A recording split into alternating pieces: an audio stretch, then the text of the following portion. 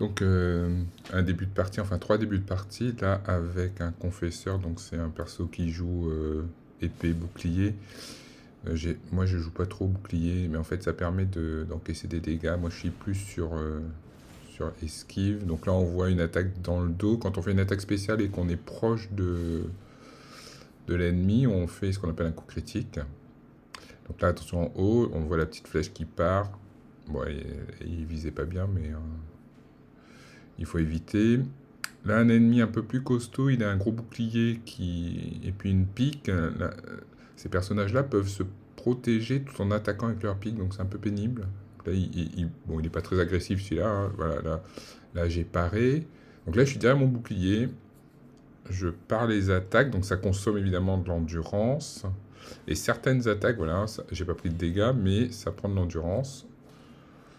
Et voilà, on tape, on tape. Au bout d'un moment, si on insiste, voilà, ça fait partir, ça fait lever la garde et on peut attaquer normalement. Hop, là c'est une parade, donc ce qui brise la posture de l'ennemi et après on peut lui faire un coup critique, donc avec une attaque spéciale en étant très près, une attaque normale en étant très près.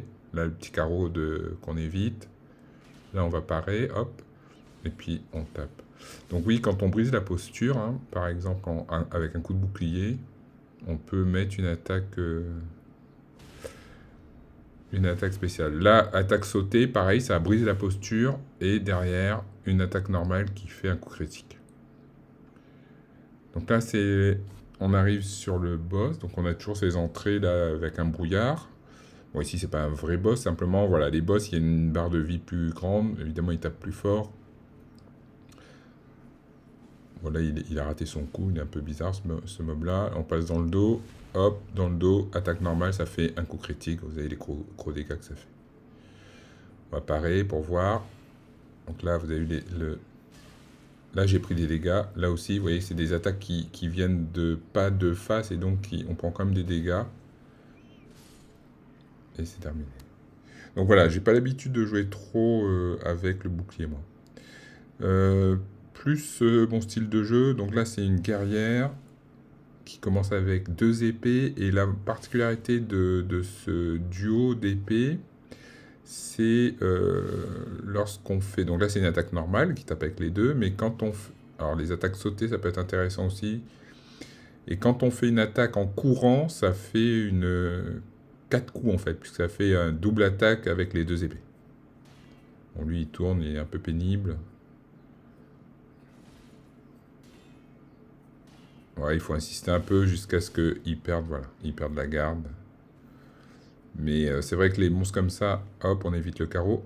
Les monstres comme ça sont un peu pénibles. Voilà, la double attaque avec les 2 épées. Donc on fait 4 coups en une fois. On va voir le boss avec ce perso-là. Voilà, 4 coups.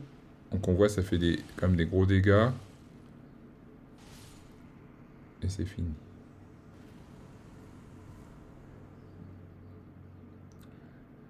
Troisième perso, donc cette fois on est sur un samouraï, et la particularité c'est qu'il commence avec un arc, lui, ça peut être intéressant. Alors pas forcément pour tuer les monstres, là c'est des petits monstres qui meurent vite, mais en général dans ce jeu, l'arc fait pas beaucoup de dégâts. Donc un build basé que sur l'attaque à distance avec de l'arc, c'est pas vraiment viable. Par contre pour pouler ou pour tuer quelques petits mobs à distance, parce qu'on veut pas se rapprocher, ça peut être intéressant. Non, là, l'intérêt du samouraï, c'est qu'il part avec un katana qui est une très bonne arme, et c'est une arme qu'on joue à 2 mains. Et c'est une arme qui a ce qu'on appelle une tente de guerre. Vous voyez que là, je fais une attaque spéciale, ça consomme de la mana. Vous voyez que j'ai consommé toute ma mana. C'est une attaque qui vient du haut, qui fait très mal et qui brise la posture. Donc là, j'ai brisé sa posture, j'ai terminé sur un critique. Mais il faut de temps en temps reprendre une petite potion de mana, quoi.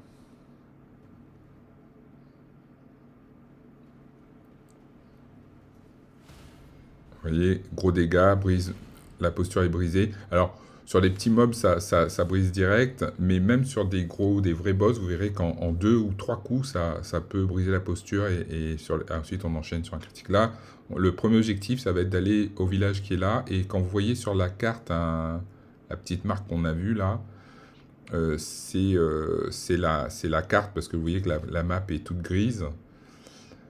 Bon, là, j'ai reswitché. Les petits crânes comme ça, pensez à les briser. Voilà, pour récupérer une rune dorée, c'est ce qui va vous permettre de gagner de l'XP. Enfin, c'est la monnaie d'échange, soit pour compte de l'XP, pour monter des niveaux, soit pour acheter des objets. Le camp qui est là est constitué de gardes, comme celui-là. Il y en a 13 au total, plus 2 loups. Lui, il est pénible parce que si jamais il vous repère, il sonne dans son clairon, il appelle tout le monde, donc il faut le tuer. Et tous les gardes, pratiquement tous les gardes ici, sont tuables en backstab en arrivant dans leur dos calmement. Donc il suffit de marcher accroupi et vous arrivez dans leur dos. Quand vous êtes contre, alors là, il y a évidemment un endroit où il y a un garde et un loup. Il y a deux paires comme ça, garde-loup. Vous pouvez éventuellement les poules à distance et puis les tuer un par un, évidemment. Mais là, je suis allé tuer le garde dedans, donc je les ai aggro. Une fois que le camp est clean, il faut faire le boss. Là, pareil, vous approchez du boss, vous lui faites un backstab, ça va déjà lui enlever la moitié de ses points de vie, parce que lui, il fait très mal. Il fait très mal, il a un gros bouclier, c'est une lance, donc il y a une grosse... Voilà, regardez les dégâts qu'il fait. Donc là, voilà, il faut reculer, prendre une potion. Attention au moment où on prend la potion, de ne pas être trop près, parce que, évidemment, quand on boit la potion, on ne fait rien d'autre. Et si à ce moment-là, il attaque, eh ben, on est mort. Voilà, je vais avec le samouraï. Donc j'ai commencé pareil par le coup dans le dos. Ça s'est bien passé le début. Vous allez voir qu'après, j'ai enchaîné les mauvaises... je joue pas beaucoup ce katana et du coup, j'ai pas la distance. Vous voyez que je touche pas là. Hop, par contre, lui il me touche. Et là, je vais mourir. Et j'ai plus de mana non plus.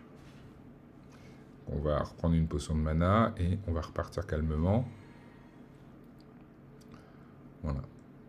Donc, faut pas hésiter à attendre et au moment où il déclenche son attaque, éviter. Alors là, moi, j'ai juste reculé, mais voilà, ou attaquer au moment où il vient de finir son attaque. Par contre, là, le petit son que vous entendez, ça veut dire qu'il a contré et en général, il faut vite s'éloigner parce qu'il vous met un gros coup qui peut vous tuer. Voilà, hop, là, j'ai pris 2 coups, je suis moitié de vie. Vous voyez, ce petit bruit caractéristique, c'est que il a bloqué votre attaque complètement et qu'il va contre-attaquer. Voilà, les attaques sautées, ça peut être pas mal sur des gens qui ont des boucliers comme ça. Et voilà pour ce premier épisode.